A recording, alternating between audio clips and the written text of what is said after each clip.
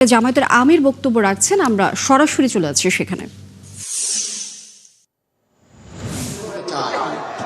সেদিন তোমরা গর্ব করে বলবে আমিও আমার নতুন বাংলাদেশের একজন গর্বিত কারিগর, আমারও অবদান আছে। আমি বসে বসে বেকার ভাতা আমি খাই না, বরঞ্চ আমি আমার জাতিকে দিতে চাই।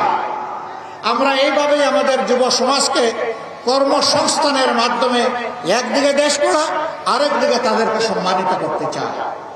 যদি এটা আমরা পারি তাহলে বিপ্লবে তোমাদের ভূমিকার কিছুটা হলে আমরা ঋণ পরিশোধ করতে পারলাম বলে সান্ত্বনা পাব।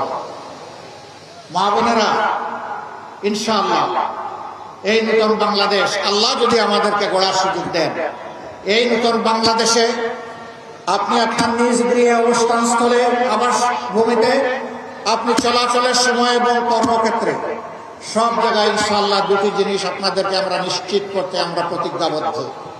একটি আপনাদের মায়ের মর্যাদা, দ্বিতীয়টি হচ্ছে আপনাদের নিরাপত্তা। এই দুইটা ইনশাআল্লাহ আমরা নিশ্চিত করব।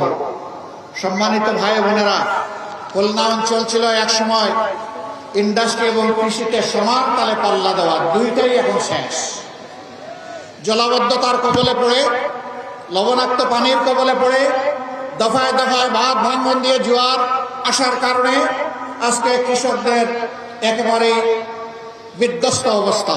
আর শিল্পের কথা আগেই বলেছি, আল্লাহ যদি আমাদেরকে এই দেশের খেদমতের দায়িত্ব দেন, আমরা কথা দিচ্ছি আপনাদের সাথে বসে, আপনাদের সাথে ডায়ালগ করে কোন কাজটা আগে করলেও এই এলাকার উন্নয়ন হবে, দেশের উন্নয়ন হবে, আমরা তা ঠিক করবো।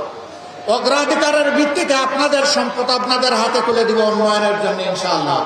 এটা আমাদের বাপ দাদার সম্পদ হবে না, এটা হবে জনগণের সম্পদ। এবং প্রত্যেকটি সম্পদের বাজেটের আমাদের কাছ থেকে জবাব নেওয়ার অধিকার আপনাদের নিশ্চিত করা হবে ইনশাআল্লাহ।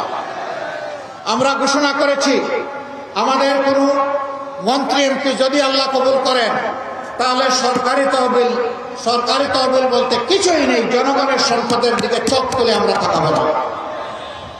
আল্লাহ যা হালাল ভাবে আমাদেরকে দিবেন তাই নিয়ে ইনশাআল্লাহ আমরা জনগণের খেদমত চালিয়ে যাব এবং আল্লাহর সাহায্য নিশ্চিতভাবে আমরা পাবো। আমরা সম্মানের সাথে আপনাদের সাথে সেদিন বসবাস করব।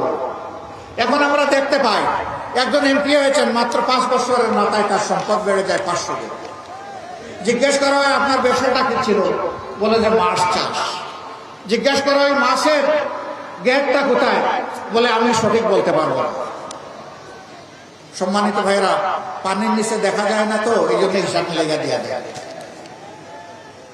আমরা ওই রকম মাছ চাষি হব না। হ্যাঁ, আমাদের মধ্যে কেউ যদি মাছ চাষি হন, তিনি ন্যায্যতার ভিত্তিতে হালাল ভাবে মাছ চাষ করবেন ইনশাআল্লাহ। জনগণের সম্পদকে পানির নিচে লুকিয়ে রাখবেন না, বেগমপাড়া করবেন না, নিজেদের জন্য সিঙ্গাপুর বানাবেন না, বরঞ্চ গোটা বাংলাদেশকেই একটা মর্যাদাশীল রাষ্ট্র হিসাবে একটা শক্ত অর্থনৈতিক ভিত দেওয়ার জন্য আমরা লড়াই চালিয়ে যাবো ইনশাআল্লাহ। আমরা জানি এই ব্যবস্থাকে অনেকে পছন্দ করে না, অনেকেই আবার ওই সেই পুরাতন ফেসিবাদের একরম গায়ে দিতে চায়। তাদেরকে আমরা বলি, যুব সমাজ জানিয়ে দিয়েছে আমরা ওই বস্তা পচা পুরানা বন্দোবস্ত চাই না। 5টি বিশ্ববিদ্যালয়ে তরুণ, সচেতন, শিক্ষিত, সুশিক্ষিত, উচ্চশিক্ষিত যুবক যুবতীরা তাদের রায় দিয়ে বলে দিয়েছে আমরা এখন ইনসাফের পক্ষে, নতুন বাংলাদেশের পক্ষে, আমরা এখন ঐক্যের পক্ষে, আমরা বিভক্তির পক্ষে নয়। আশ্চর্য বিষয়, আমাদের একটি বন্ধু সংগঠন তারা ফ্যামিলি কার্ড দেওয়ার ঘোষণা করেছেন এবং এটাও বলেছেন যে এটা মায়ের হাতে দেবেন।